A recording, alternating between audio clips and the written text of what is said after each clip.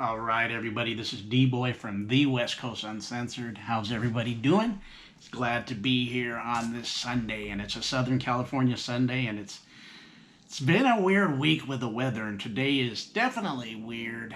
As I look outside, it's been cloudy all day. It did a little sprinkling, not much, but just doesn't. It feels like a cool spring day or a fall day. It just doesn't seem like the radiant summer day that we'd get. We've been really cool. It's been between 83, 84 where I live to 80, 79.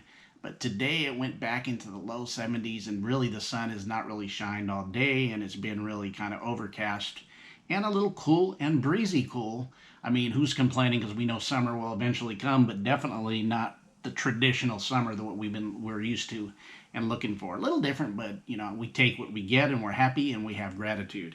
So this is D Boy from West Coast Uncensored. Thank you for being here. My website is dboy at west is dboywestcoastuncensored.com. Check it out. We have videos. Definitely like people to go there. Definitely have some options. I want to work with people if they wanted to, advertise their business. If their business is a harmonized business, definitely for better looking for giving to mankind and stuff like that. We can definitely cut a deal, and I would even mention you on these podcasts. So, and I want to thank you guys for being here. As I've been doing these higher side chats, which lead into dun da da dun. Higher side chats leads into a longer version of whatever higher side chats was talking about getting into the depth of what that higher side chat is. West Coast Uncensored, definitely for me, the mission has been and the feeling has been as I look around. And what I see as I look around is that in the conscious community, people who are trying to establish heightened states of conscious community, which would bring a unification and people with the right mindsets, it would produce a stability of people caring for one another and wouldn't have all this lack of continuity and synchronicity and division, which we see daily as we go up against, as we really go up against something that's really has the opposite in mind. And I don't like to get off that, know much about it, know much about why it happens, know all that. But what I've noticed in conscious community, that's all we've been talking about as a people, as a unit, as a group, is certain things, but not really within talking about that. There's some knowledge spread about what's going on with that, but it seems to be always giving the power away to that thing that we always talk about and never concentrating on the depth of where you can only change at, and that's yourself, and the depth of where your power is. And teaching people how to utilize that and go to their power source, know how to access it, know how to, doing some spiritual conscious, um, uh, even mechanics on yourself when needed, being more operative in the way that you would notice what's going on, even taking notice of yourself. And being more aware of noticing on yourself. And as I said last week, sometimes that I've been in, and we all go through this is growing pains. We don't start an awakening process and not realize that, and have growth. It's like, what's the next big thing? Even in the conscious meaning, I've thought it many times, what's the big next thing? And it's like, ta-da, next big thing. But then you go a little farther and it's the next, ta-da. And why I say that is because we're looking almost for an ender game for ourselves. But if you're actually connected to the all and infinite way of wisdom in a life, there wouldn't be that so-called end game and this is it and this is the tada. There would always be another level that you would seek to grow to and advance to, which makes sense because we're advancing into a state of knowing ourselves more. It's almost been we've been playing this game of hide and go seek within ourselves, and a lot of ancient texts will talk about it.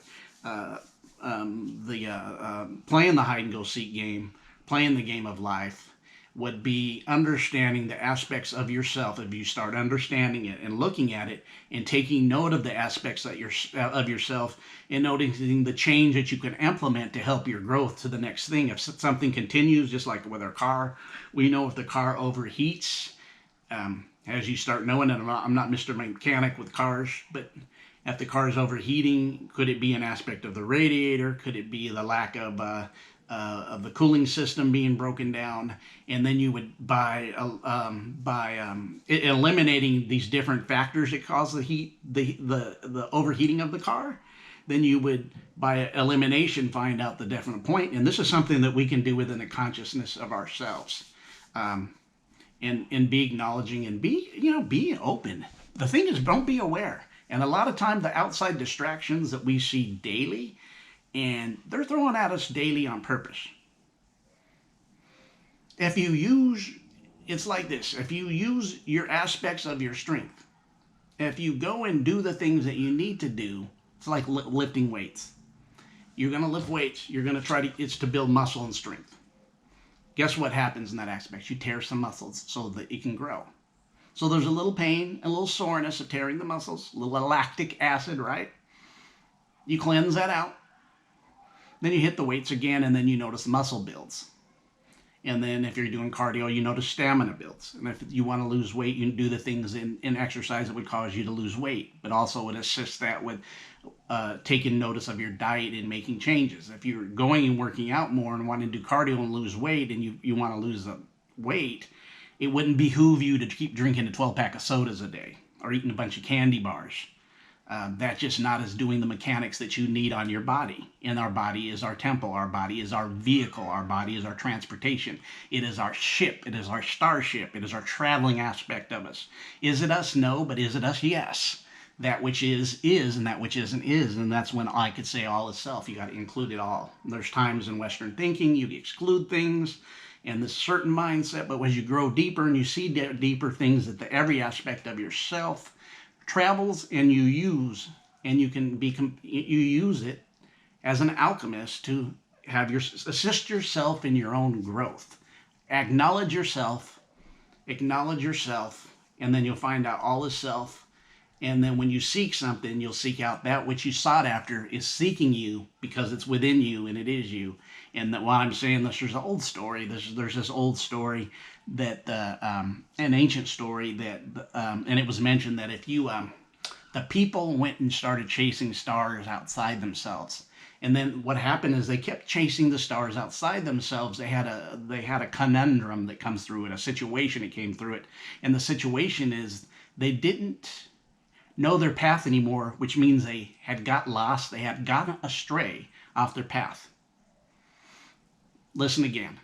They were chasing stars outside of themselves.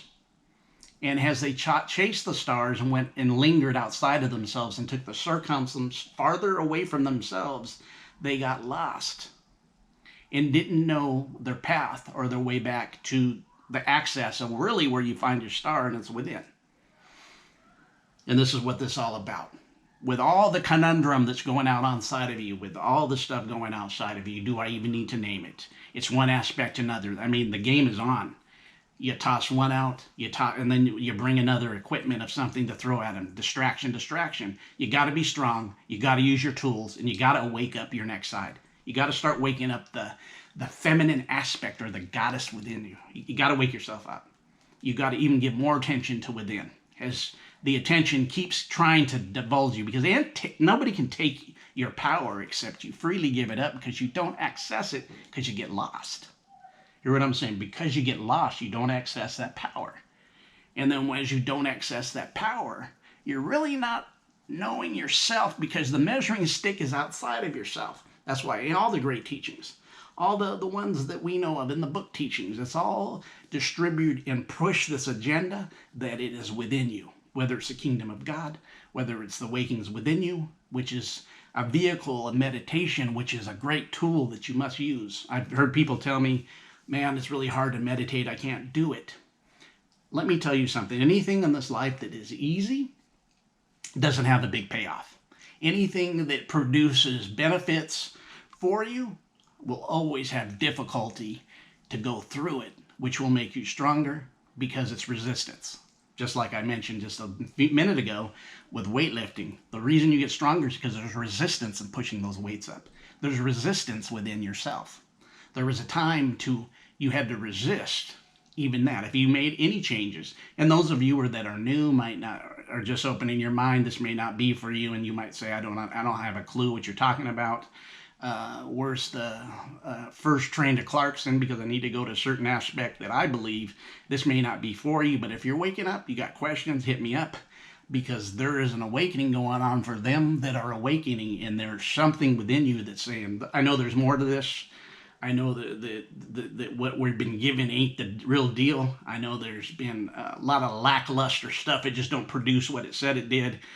I see it all the time. All of us had this waking up and this different experience. We may have went a different path.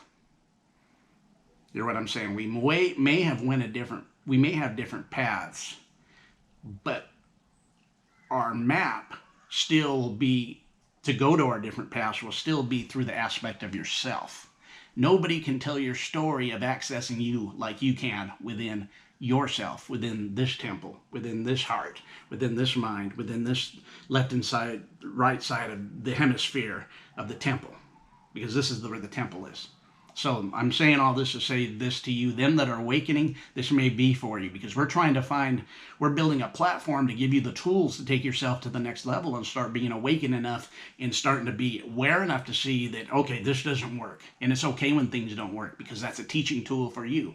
Anytime you didn't do something right, it was a training, it wasn't failure. And a lot of times the negativity we have with the system, with maybe our parents, maybe the upbringing, even your sign, a lot of our signs and our life paths, there's always that other side or that negative aspect about it. But you can balance the negative and the positive and make it work as a fullness of there as a balance, because it's about balance. The power that you're going to access is when you find the balance within yourself. Because you won't lean too heavy to the right and to the left. Notice that.